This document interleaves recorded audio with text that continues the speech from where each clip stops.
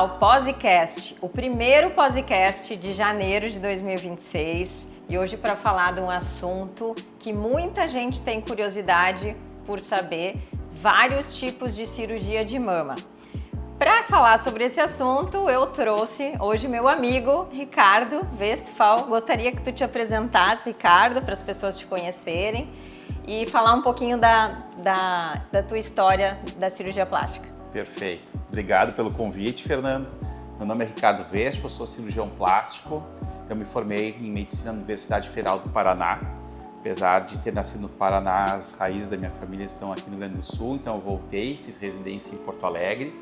E após um tempo fazendo cirurgias reparadoras, trabalhando mais com a parte de cirurgia reparadora logo após a residência, que é uma coisa super comum, onde a gente adquire muito conhecimento prático também, decidi me focar mais na cirurgia mamária, fazendo cursos tanto fora do Brasil como aqui, que é uma cirurgia que eu acho que é muito interessante o que a gente consegue oferecer para paciente em termos de melhora de autoestima e bem-estar, e também uma cirurgia muitas vezes bem desafiadora. Então, para o cirurgião que gosta, de às vezes enfrentar casos mais complexos e oferecer soluções para casos mais complexos, a cirurgia mamária traz isso, demanda muito da gente em termos de conhecimento, e isso acabou me fascinando e me levando a escolher, digamos assim, essa área mais específica dentro da cirurgia plástica em geral.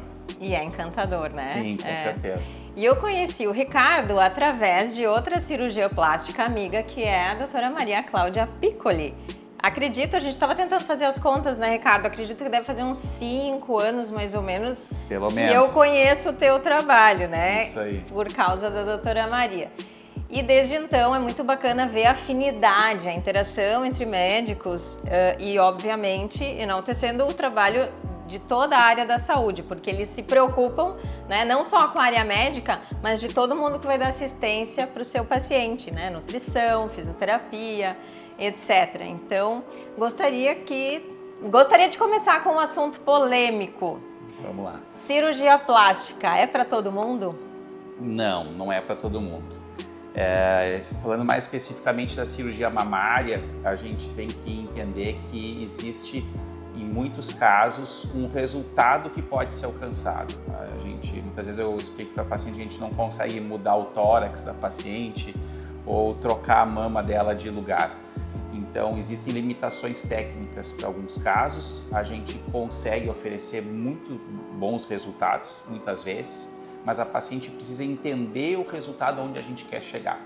Então, se ela tem uma expectativa muito irreal diante do quadro que ela tem, com certeza ela não vai ficar satisfeita com o procedimento e não é isso que a gente quer.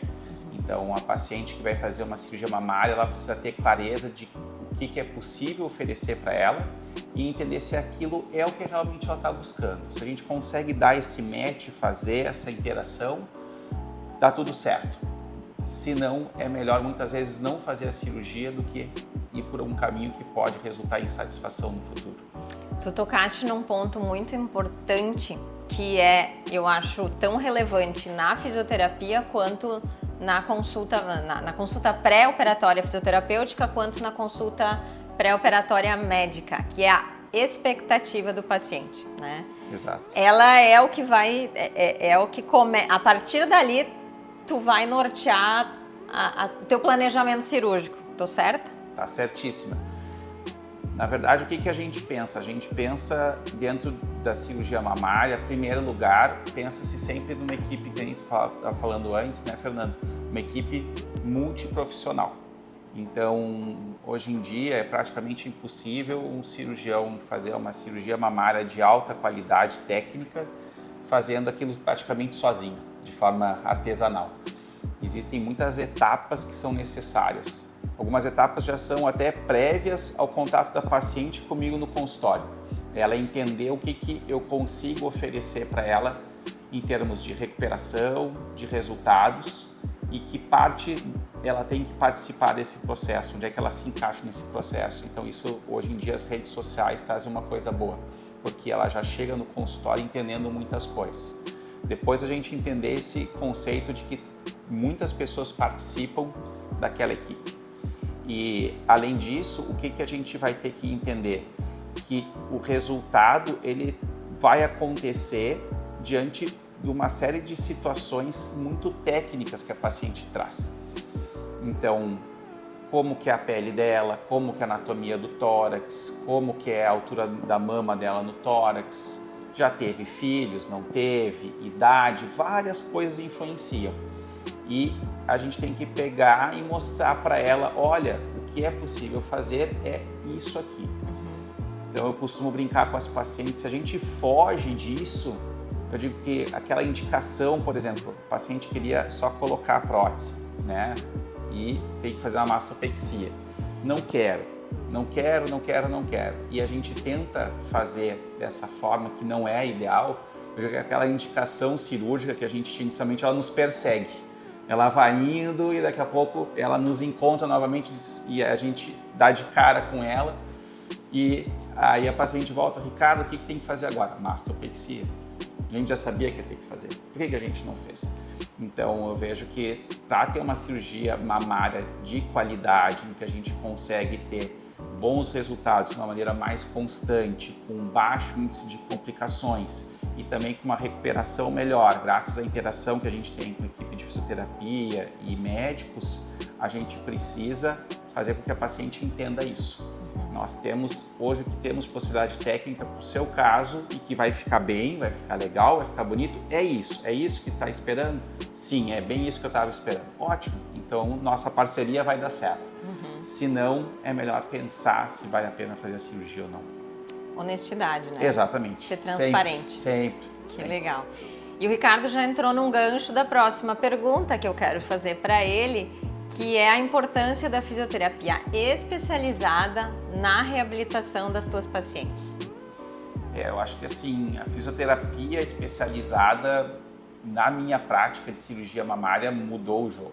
Tá? É muito diferente o pós-operatório de quando a gente tem uma paciente que recebe orientações antes da cirurgia, recebe o cuidado de fisioterapia no pós-operatório imediato e nas semanas e meses subsequentes após a cirurgia.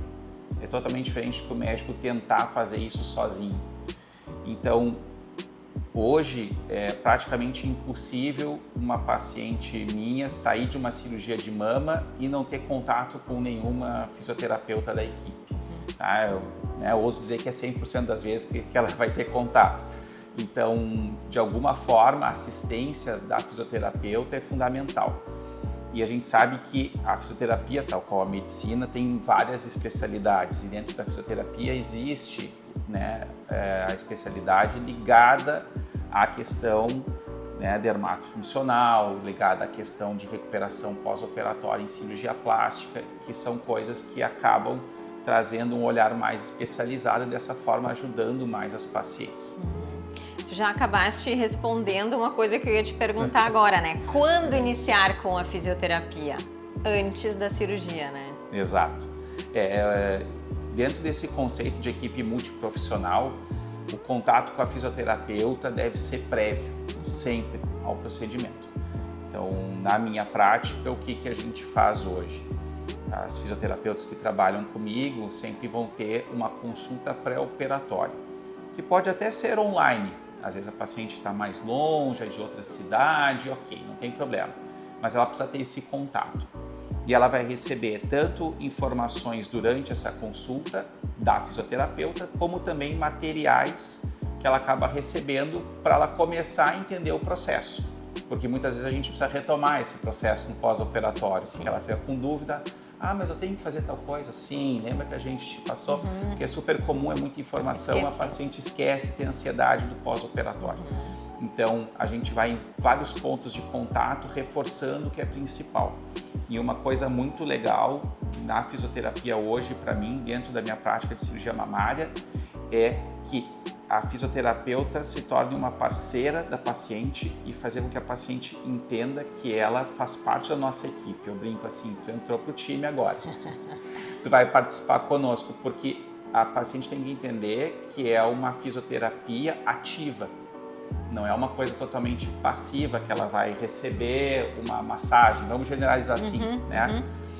Simplificando muito, não é isso. Ela vai ter uma participação muito ativa e ela tem tarefas a fazer para que ela possa se recuperar melhor. Tal qual quando né? Um paciente tem uma questão ortopédica e vai fazer uma fisioterapia e ganha um exercício para fazer em casa, para se recuperar mais rápido, para voltar a andar mais rápido, tal qual a fisioterapia para cirurgia plástica. Então, quando ela entende isso, tudo funciona melhor. Então, acho que o papel da fisioterapia vai além da questão da recuperação, mas também na questão que a gente chama de educação da paciente, para que ela consiga entender, opa, eu preciso fazer isso é melhor para mim, então eu vou fazer o que está sendo orientado para mim, para que eu me recupere mais rápido e melhor. Exato. Essa interação com a fisioterapia antes da cirurgia também é importante para ter a confiança, né? E entrar para o time. Adorei essa tática, muito boa, porque realmente assim a paciente não vai querer frustrar o médico, não vai querer decepcionar a fisioterapeuta, né? Então ela também realmente se sente parte integrante do processo e da equipe, né? Sim. Que isso é muito bacana. Sim, com certeza. Faz toda a diferença. Olha a dica aí, gostei. E queria que tu me falasse um pouquinho, se é que tu vai lembrar que já faz um tempo, né? Sim. Como era a prática clínica, a tua prática médica antes de ter essa parceria com a equipe de fisioterapeutas que tu trabalha, comparando com hoje? Sim. Só para as pessoas terem uma ideia Claro. do que a gente está falando em termos práticos. Eu acho que antes a gente não tinha um bom controle dos processos no pós-operatório em termos da recuperação. Então, isso é uma coisa que vem desde a formação dos cirurgiões, e eu já tenho um bom tempo aí de conclusão da residência e tudo mais, já são alguns anos já. Então, isso não era visto pelos cirurgiões como uma coisa importante. Então, o importante é executar bem a cirurgia e aí depois a gente vai ver o que vai acontecer. Como se fosse algo que a gente não pudesse planejar, programar, claro que dentro de um possível, né? A gente não consegue controlar tudo, mas tentar planejar também as etapas do pós-operatório e não só de antes e durante a cirurgia. Então, quando a gente adquire esse olhar, muda tudo, porque a recuperação pós-operatória fica muito melhor, tanto em termos de volta da paciente para suas atividades, como de redução de edema, das equimoses, dos roxos, né, e tudo mais, e também na questão da cicatrização. Então, porque o cirurgião não consegue ficar prestando atenção em tudo ao mesmo tempo, né? A gente não é super-homem e a gente faz parte de uma equipe. Então, o cirurgião vai fazer a cirurgia, vai planejar várias coisas, mas esse cuidado da fisioterapia vai entrar para que a gente consiga ter um pós-operatório muito mais previsível e controlável. E aí, isso no fim das contas, eu brinco, tudo isso a gente faz, vem a cereja do bolo, que é a recuperação mais rápida. Então, eu brinco assim, não tem cereja do bolo se não tem bolo. Então, na verdade, o que é o bolo? São conceitos que a gente tem antes da cirurgia, durante a cirurgia, logo após, pós-operatório tardio, tanto equipe médica como fisioterapeuta. E aí, fazendo tudo isso, eu digo assim que, surpreendentemente, como resultado, vem a recuperação rápida. Recuperação rápida após uma cirurgia de aumento das mamas ou outras cirurgias não é um objetivo por si só, é uma consequência de a gente seguir práticas de excelência em termos de segurança e recuperação e cuidados pós-operatórios. Aí a recuperação fica melhor. Quando a gente faz tudo certinho, a recuperação automaticamente fica melhor. Exatamente, perfeito. Não preciso acrescentar nada. Uma coisa que muita gente me pergunta aqui, antes da cirurgia de mamas, é como é que é a dor que eu vou sentir? Porque a maioria tem medo da dor, né? Sim. Então, assim, pra gente tentar especificar, para elas compararem, né? Perguntam pra mim, é igual a cirurgia de cesárea? É igual a... Enfim, daí ficam falando várias coisas. O que tu, Ricardo, diria para uma paciente que te pergunta isso? Que tipo de dor eu vou sentir? Como é a intensidade dessa dor? Até quando eu vou sentir? Perfeito. Aí tem vários tipos de cirurgia também no Tem Jaguada, né? tipos. Exatamente. Então, o que eu costumo dizer para as pacientes? A gente tem basicamente 3 tipos de cirurgia estética da mama. a gente tem a paciente que tem a mama muito pequena e procura o aumento das mamas. Que a gente tem uma técnica que se chama R24R, que é a prótese de recuperação rápida.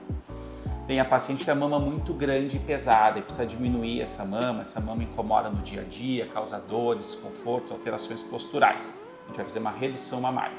E tem a paciente que tem queda das mamas, perda de volume e precisa levantar os seios com ou sem prótese, é a mastopexia.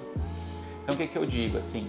Hoje, na recuperação rápida da prótese de silicone, na mamoplastia de aumento, a gente tem praticamente um quadro de pouquíssima ou nenhuma dor.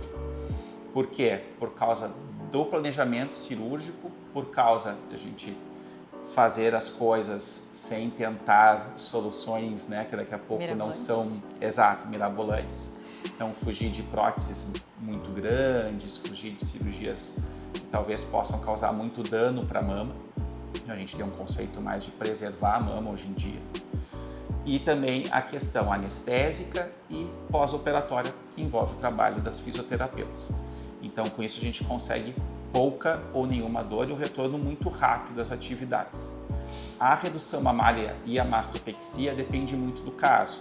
Então, às vezes, a gente consegue ter uma recuperação que não é 24, 48 horas, mas é uma semana, 10 dias. Outros casos, não. A gente tem uma recuperação que pode ser um pouquinho mais demorada que isso. Então, isso a gente vai modular conforme o que a gente vê naquele caso em específico. Mas, de toda maneira, não é uma dor insuportável, é uma dor que a gente geralmente controla bem com as medicações e, atualmente, em muitos casos, a gente consegue controlar sem o uso de opioides. Opioide são aquelas medicações que são derivadas da morfina, existem inúmeras, e a mais comum de ser usada é a codeína, é muito usada em vários tipos de pós-operatório. Então, abdominoplastias ou mesmo outras cirurgias que não a cirurgia plástica. Então, a gente evita, em muitos casos, o uso ou encurta esse uso para 1, 2 dias, porque essas medicações também têm efeitos colaterais que retardam a recuperação. Então, hoje em dia, dá para dizer que a dor é baixa, assim, na grande maioria das vezes. Também, não só em função do uso de medicamentos, não só com o trauma cirúrgico também muito mais adequado, né? Sim. Diferente de cirurgias de 50 anos atrás. E, claro, o taping de forma precoce também, ele atua mascarando a dor. Porque Sim. como eles... E também por impedir que boa parte daquele edema se estabeleça naquele local, fazendo com que o edema também procure outros lugares, né? Então a gente sempre diz, quem faz cirurgia de mama, pelo menos por 1, 2 semanas, fica com uma barriguinha um pouquinho mais estufada, porque, né, o edema desce, então o inchaço desce. Mas tudo bem, na barriga tá tudo funcionando normal e ali a gente não se preocupa, né? A gente se preocupa com a mama, até porque se o edema não se instala da forma esperada, se não tivesse nenhuma forma de controle da fase inflamatória, também iria comprometer o quê? A cicatriz, porque são tensões de força, né? Eu sempre brinco, coitadinho dos pontos tentando segurar tudo lá e o edema chegando, né? Sim. Então o taping, além de fazer o mascaramento da dor, ele faz um bom controle da fase inflamatória e chega a ter pacientes que dizem assim, Fernanda, eu não senti necessidade de usar medicamento, porque eu não cheguei a sentir dor a ponto de precisar usar uma medicação, Sim. né? E isso... Nossa, né? Quando me falavam que o taping era assim, há muitos anos atrás, eu não acreditava. Quando eu comecei a trabalhar com o taping, que eu vi que realmente, na prática, ele é melhor do que eu poderia imaginar. Sim. E sem remédio nenhum naquele adesivo, né, Ricardo? Exatamente. Não tem nada. Exatamente. É a forma de aplicação. Exato. O taping vem ajudar em muitas cirurgias mamárias. Hoje, assim, também... ponto acho que é super importante a gente comentar que a lipoaspiração em muitas situações, muitas pacientes faz parte da cirurgia mamária. A lipoaspiração ela entra em muitas cirurgias como contorno da mama. Então muitas vezes a paciente tem uma mama muito grande, tem um excesso lateral e a gente precisa lipoaspirar junto. A paciente vai fazer uma mamoplastia de aumento, tem uma mama pequena, mas tem aquela gordurinha debaixo da axila e aquilo ali incomoda, então a gente aproveita e já faz uma lipoaspiração, afinal, né, ela já vai fazer uma mamoplastia de aumento. E a lipoaspiração, juntamente com a cirurgia da mama, responde muito bem ao taping. Então, o taping hoje é meio que quase impossível a gente, né, pelo menos na minha prática, a gente fazer uma cirurgia de mama que não vai ter o taping de alguma forma, ele vai ter o seu papel ali, juntamente com todos os outros cuidados de exercícios pós-operatórios e tudo mais. Então, são todos aliados para que a gente dessa forma consiga ter resultados melhores. Isso é muito bacana. O taping é um dos recursos, né, que a gente utiliza para a reabilitação da paciente. Então, cada caso é um caso, como o Dr. Ricardo falou, e muitas vezes a gente lança a mão de todos os recursos e às vezes a gente só usa alguns, assim como nas tuas, né, cirurgias também. Às vezes vocês fazem um planejamento e chega na hora, nem precisou tanto, né? Isso. Deu para fazer alguma coisa muito mais tranquila, e o contrário também é verdadeiro, né? Sim, A princípio é seria uma cirurgia simples quando vê. Exatamente. Né? Então... existe na cirurgia mamária uma coisa que é super importante os pacientes entenderem e que eu costumo conversar isso com elas, que é o seguinte: quando muitas pacientes entendem todo esse processo que a gente explicou, elas entendem a filosofia, essa forma de pensar a cirurgia de mama, que é uma forma que busca muito planejamento e previsibilidade. Mas existem cirurgias de mama que a gente não tem tanta previsibilidade e geralmente são as cirurgias de reoperação, especialmente se a paciente teve algum problema, vamos dizer assim, com aquele procedimento. E que quando eu acabei trabalhando mais com cirurgia mamária e fui me especializando nisso, automaticamente a gente acaba recebendo não só as pacientes que querem fazer a cirurgia mamária pela primeira vez, mas que às vezes já operaram 2, 3, 4 vezes e não ficaram satisfeitas ou não tiveram um bom resultado e me procuram, agora eu quero resolver.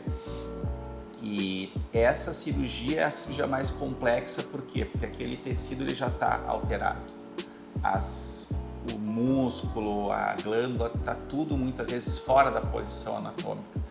Então, a paciente precisa entender assim, olha, a gente vai buscar ter total previsibilidade do que possa acontecer. Eu digo assim, eu tenho o plano A, o B, mas se precisar eu vou usar o C. Eu já sei qual é o C, eu não quero usar, mas eu já sei qual que eu posso precisar e tu precisas entender o que são essas etapas, o que são essas situações que a gente pode passar para alcançar um bom resultado. Então, às vezes tem cirurgias bem complexas em que a gente chega para a paciente e diz assim, olha, a gente vai ter que operar tua mama em 2 etapas. Como assim? Sim, porque já foram 3, 4 cirurgias. A gente precisa primeiro organizar tudo e depois recolocar a prótese. Então, existem situações que são bem complexas e a fisioterapia entra aí porque foge daquela nossa rotina das 3 cirurgias principais que eu falei, mas a fisioterapia também tem um papel e às vezes é uma fisioterapia que a gente faz adaptada, né? Porque também não está no livro, né? A gente precisa, para aquele caso em específico, achar uma maneira de, opa, esse tape normalmente é aqui, mas eu vou colocar aqui, né? Eu vou mudar. Por quê? Porque aquele caso demanda. Então, a cirurgia mamária de alta complexidade, que são essas múltiplas reoperações, ela demanda também, às vezes, soluções que não estão no livro. E aí entra a experiência do cirurgião, da fisioterapeuta, para juntos pensar na solução para aquela paciente. Eu vou dar uma paradinha no nosso assunto, já que o Ricardo entrou nessa fala. A gente já fez interação médico-fisioterapeuta de casos que não tem em livro, né, Ricardo? Sim, exatamente. Que não era cirurgia plástica estética. Isso. Conta um pouquinho só do caso para o pessoal ficar interessado, mas em breve a gente vai contar melhor esse caso. É uma coisa que eu acho muito importante, assim, e eu vejo que é uma coisa que, na minha opinião, eu penso que deveria ocorrer mais na formação do cirurgião plástico. E, infelizmente, a gente vê que está se perdendo um pouco isso, que é a formação em cirurgia reparadora. Porque a cirurgia reparadora, ela é uma cirurgia extremamente complexa, porque por vezes a cirurgia estética a gente consegue achar um padrão, né? Eu consigo entender que nunca o caso é igual ao outro, mas a mama dessa paciente se assemelha àquela outra que eu operei, então muito provavelmente elas vão ter a mesma solução. E a cirurgia reparadora não. Cada caso sofreu um trauma, um defeito, uma deformidade de forma diferente. Então, quando a gente fez aquele lipoma gigante, lipoma tumor benigno, né, da gordura, mas era um lipoma enorme, devia ter, sei lá, uns 3 quilos por aí, né? Então, a participação da fisioterapia pós-operatória foi muito importante, porque é uma área muito extensa que a gente acaba mexendo e tudo mais. Então, e eu acho que a cirurgia reparadora, ela é muitas vezes ela é a base para a cirurgia estética. E hoje em dia, muitas vezes a gente vê que os cirurgiões plásticos estão deixando um pouco a área reparadora, pensando só na estética, mas a reparadora ela traz coisas importantes, traz elementos, aprendizados e técnicas, e até vamos dizer assim, aquela palavra, né, o macete, aquela dica, aquela coisa que a gente incorpora na cirurgia estética. E que se a gente olhar só a cirurgia estética pura e simplesmente, a gente vai deixar de incorporar essa bagagem. Então, por isso que a formação em cirurgia plástica reparadora é tão importante, principalmente para quem às vezes sai da residência, né, tá montando seu consultório, né, aos poucos vai constituindo a sua clientela, faça cirurgia reparadora, trabalhe com cirurgia reparadora, porque ela vai com certeza trazer elementos que para as suas pacientes de cirurgia estética futuramente elas vão ter ganho. Essas áreas, elas se mesclam. Por isso que a gente diz que é cirurgia plástica, estética e reparadora. Esse é o nome da especialidade. E são coisas que não se separam. Às vezes a estética tem elementos de reparação. E a reparação, por que não, tem que ter elementos estéticos. Tem que reparar para a pessoa se sentir melhor, corrigir um defeito, mas também ficar com a sua aparência melhor, se sentir esteticamente bem. Então, por isso que a cirurgia plástica é tão legal, porque ela mistura essas duas coisas. Então, a todo momento a gente faz estética, mas está reparando. Quando a gente está reparando, a gente está fazendo estética. E aqui, tudo que o Ricardo falou é tão importante, eu acho que para todas as especialidades médicas, né? Não só cirurgia plástica, para realmente debater em casos cirúrgicos, que é a nossa, né, especialidade, principalmente cirúrgicos, com a sua equipe. Porque, que nem o Ricardo falou, o que a fisioterapia poderia ajudar, já que vai ter descolamento de áreas tão grandes, né? Vai dar um seroma gigante, vai isso, a gente sabe o que vai acontecer. Sim. Mas a gente não tinha ideia nem dimensão do tamanho, nem não tinha como saber, porque era um caso antes nunca feito, né? Sim. Naquele tamanho, naquelas proporções. Então, tudo foi feito baseado na experiência que a gente já tinha e adaptado para um momento, para um caso, para uma fase que a gente julgava que aquela técnica seria melhor. E, de fato, deu tudo certo. De fato, a gente conseguiu uma reabilitação muito boa, né? Porque, frente ao tamanho do lipoma, sim, a gente esperava até, sim, outras intercorrências. E por a gente conseguir agir tão rápido, junto com a doutora Maria Cláudia, né, que foi super parceira nessa hora também, sim, a gente conseguiu esse entrosamento. Né? Ela disse, Fer, como tu poderia ajudar nesse caso? E daí com ela eu também tenho outros casos, mas isso é para outros sim, podcasts. Sim. Mas certo. Me conta, Ricardo, e conta para as pessoas que estão nos assistindo, o que é o tal do sutiã interno? Sutiã interno, isso é uma dúvida, vou até... Se puder, vou falar sutiã interno e alça de sustentação. Isso. São dois termos que geram bastante confusão para as pacientes. Sutiã interno é o nome, digamos assim, mais popular, que foi dado para o que a gente chama de fixação do sulco mamário.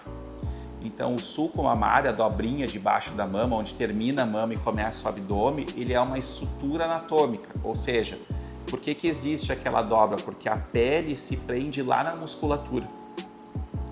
Então, a gente reforçar essa área, em muitos casos, é fundamental.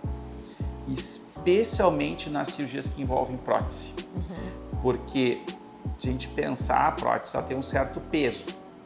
E esse peso alguém tem que segurar. A gravidade não perdoa. Então, nas técnicas que eu utilizo, a gente geralmente vai ter a prótese submuscular.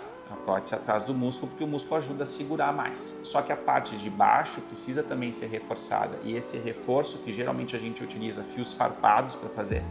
O fio farpado é um fio que tem várias farpinhas, como diz o nome, bem pequenininhas, não machuca, não dói.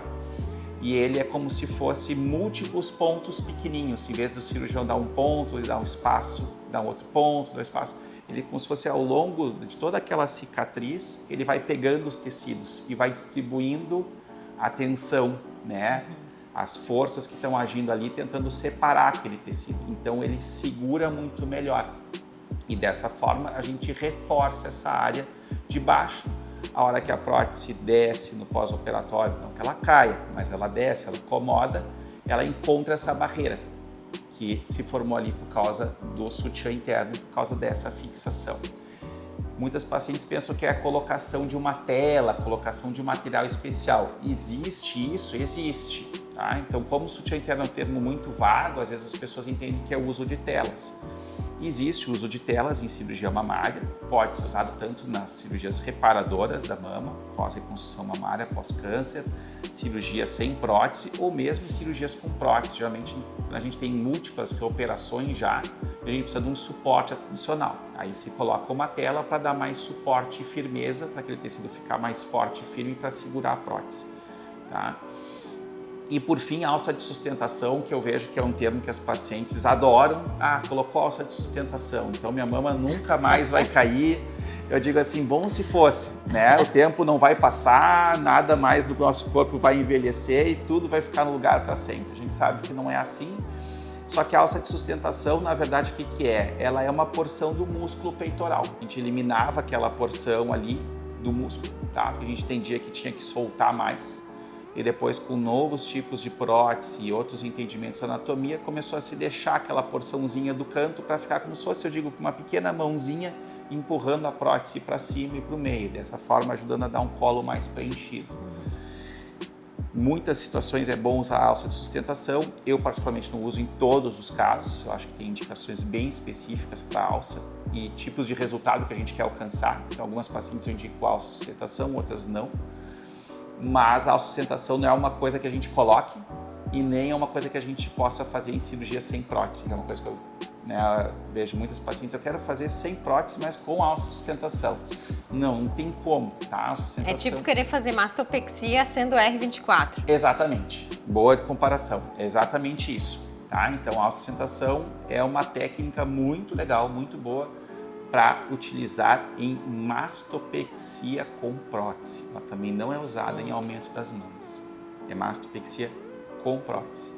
Então, na cirurgia sem prótese, a gente tem outras estratégias para que a gente possa aumentar a sustentação daqueles tecidos. E uma paciente muito ansiosa, uma paciente muito no 420. Sim. O que se faz? Eu acho que a principal questão, assim, as pessoas são muito diferentes umas das outras.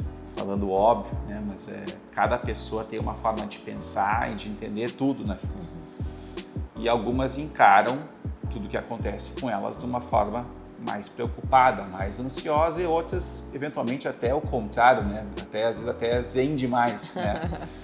Então, o que a gente faz com a paciente que tem aquela ansiedade do que vai acontecer, como é que vai ficar? Então, tudo isso a gente trabalha educando a paciente e informando a paciente. Então, acho que a coisa que mais tranquiliza essas pacientes é, primeiro, ela confiar no cirurgião, confiar na fisioterapeuta.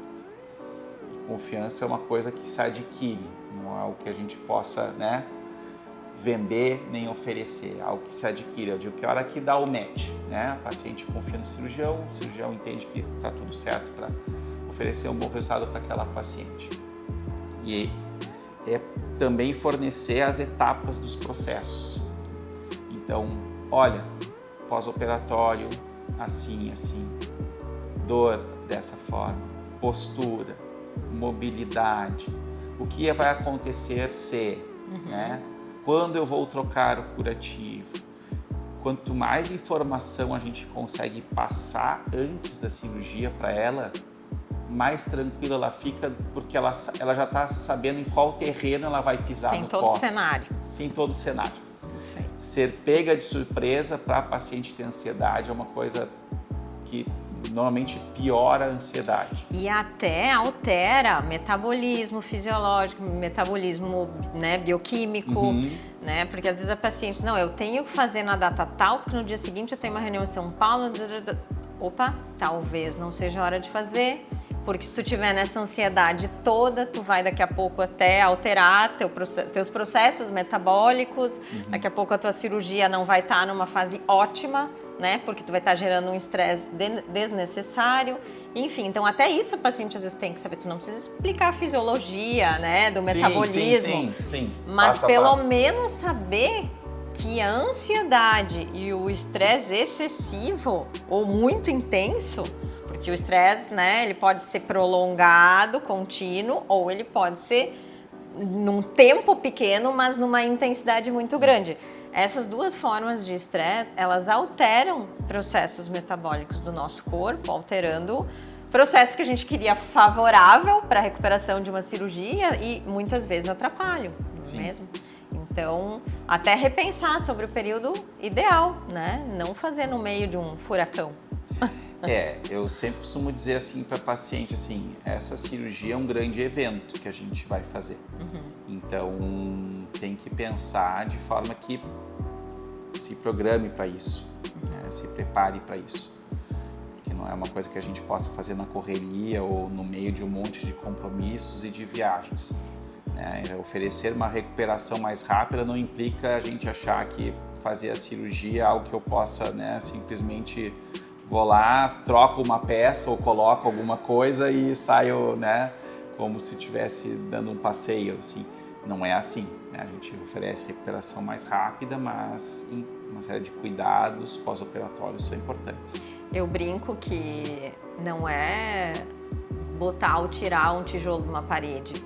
É fazer ponto num músculo que mexe, na pele que mexe, tudo tem que mexer sem desandar nada. Exatamente, né? Exatamente. E falando de vida social para quem faz cirurgia de mama, às vezes as pessoas acham, eu vou ter que ficar 2 semanas dentro de casa, e não é bem assim.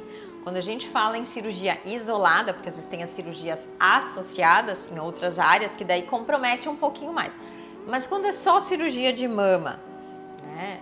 Nem sempre ela precisa ficar só em casa, porque afinal, se ela estiver usando uma roupa que cobre, como todo mundo costuma usar, cobrindo, né, toda a parte do tronco, ninguém não tem nem como adivinhar que você fez cirurgia, né? Então, daqui a pouco, jantar fora, numa data comemorativa, né?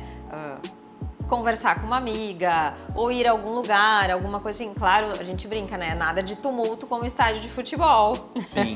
Porque daí é perigoso. Sim. Mas tudo bem pensado, né? Que lugar vai ser? Eu preciso ir mesmo? Ah, sim, é tranquilo? Tranquilo, então pode ir. Então, dá para conversar. E se tem dúvidas, né? Se pode ir, se não pode ir, pergunta para o cirurgião, pergunta para a físio. Tudo é só conversar, tudo é muito questão de conversar, né, Ricardo? Com certeza. Hoje a gente pensa assim, prótese de recuperação rápida, eu sempre incentivo a paciente a sair para jantar no mesmo dia da cirurgia. Algumas não vão, e olha que a gente insiste. Porque sempre alguém, não pode. Senão se recuperam melhor. Porque o ganho da mobilidade é muito importante na prótese de recuperação rápida. Quanto mais imóvel a paciente fica, pior. Na mastopexia, em muitos casos, a gente consegue oferecer com que na primeira semana, assim, sai de casa. Mas será que eu posso? Sai de casa. Vai dar uma volta com alguém, tem medo de ir sozinha? Vai acompanhada, mas vai dar uma volta no local tranquilo, claro, né? Não vai, obviamente, num jogo de futebol, mas tem que fazer. E dependendo do grau de redução que a gente faz, às vezes tem reduções enormes, grandes reduções, que realmente pode necessitar um repouso um pouco maior, mas se não é uma grande redução, muitas vezes também é possível isso. Então, hoje tem que entender que a gente não está colocando a paciente em risco se ela se movimenta mais, se ela sai de casa, se ela ganha mais rapidamente a vida social, fazendo dessa forma, uma forma com cautela, controlada, mas fazendo. Ela ganha tempo de recuperação e se sente melhor. Como a gente estava falando antes, paciente que se sente melhor, pós-operatório flui melhor. O corpo fica mais tranquilo e trabalha mais no que a gente quer se recuperar, quer cicatrizar. Então, tudo funciona melhor. Um movimento bem orientado é um grande aliado das cirurgias de mama, né? Com certeza, sem dúvida, é aí. fundamental. E falando um pouquinho sobre as coberturas, que hoje é o atual nome dos curativos, isso, né? Isso. O que a gente tem hoje de tecnologia, passando rapidamente, né, para as pessoas que ainda não têm ideia de que existem materiais tecnológicos para acelerar processos cicatriciais? A gente tem, primeiramente, o mais básico, vamos dizer assim, são os curativos impermeáveis, que a gente vai usar na maioria das pacientes. Na grande maioria, que permite que a paciente já tome banho de uma forma muito mais cômoda e prática, sem ter que ficar pensando em trocar fita, trocar gás e coisa assim. Secar, pegar secador. Pode acontecer uma situação ou outra que a gente pede isso, mas não é comum. Depois também a gente tem outras coisas que a gente pode usar caso a paciente precise em alguma situação, né? Então não é comum, né, a gente ter que colocar um curativo, né, mais complexo em uma cirurgia mamária estética, mas às vezes pode necessitar, ou às vezes mesmo na cirurgia reparadora, e tem curativos como curativo a vácuo e outros, né, matrizes, outros curativos que ajudam a acelerar a cicatrização. Então, o arsenal que a gente tem de coberturas, como se fala hoje, ou tradicionalmente curativos, é muito mais tecnológico e avançado do que era pelo menos 10 anos atrás, que dirá muito mais tempo para trás. Então, a gente tem um arsenal muito grande de tecnologia. Isso é uma coisa que eu falo muito para os pacientes também. Cirurgia mamária envolve tecnologia, né? Porque muitas coisas as pessoas podem pensar, a cirurgia plástica é uma coisa mais artesanal, é meio que uma arte, como às vezes o cirurgião passa de falar. Mas, tem esse... Mas, né, a arte fica mais fácil de ser feita com tecnologia, né? Hoje em dia é mais fácil fazer um desenho lá num aplicativo, num programa digital, né, 3D e tudo mais, do que era antigamente alguém tinha que desenhar aquilo na mão. Então, tal qual acontece com a cirurgia mamária. Hoje em dia é muito mais fácil a gente operar uma mama com menos sangramento, com menos trauma nos tecidos do que era 10, 15 anos atrás, graças à tecnologia. A tecnologia, tanto durante a cirurgia como depois, nas coberturas ou curativos, é fundamental para a gente ter uma cirurgia melhor. E curativos também que facilitam a vida do fisioterapeuta, por serem translúcidos, a gente consegue aplicar um laser, né, por serem não aderentes e por aí vai. Aí daria outro podcast só para falar de coberturas, né? É um universo, é um universo. Universo encantado, isso aí. Ricardo, chegou aquele momento que eu gostaria de te fazer perguntas rápidas para ver como está a tua resposta na ponta da língua. Vamos lá. Então, pós-operatório ideal é? Com pouca ou nenhuma dor e uma recuperação mais rápida. Muito bem. O maior erro das pacientes? É escolher a técnica, o cirurgião ou mesmo a equipe que vai, né, cuidar tanto da cirurgia no pós-operatório pelo preço único e exclusivamente. Um mito sobre cirurgia de mama? Que se fizer a cirurgia de mama, ela não muda nunca mais, né? Operou aos 30, 40, aos 70 vai estar tudo no lugar. Infelizmente, a mama, como várias áreas do nosso corpo, sofre alterações, tanto hormonais, né? As mulheres entram na menopausa, muda a questão dos hormônios, passa o tempo. Uma coisa super importante, eu sei que a resposta para ser rápida, vou me alongar só um pouquinho, mas é que a questão do peso pós-operatório. Então, muitas pacientes têm uma variação grande de peso pós-operatório e notam modificação da mama. Sim, a mama é constituída de gordura. Se ganhar peso, a mama também engorda, entre aspas. Então, é muito importante a paciente entender que ela tem que cuidar daquele resultado ao longo do tempo. Uma verdade que ninguém te conta.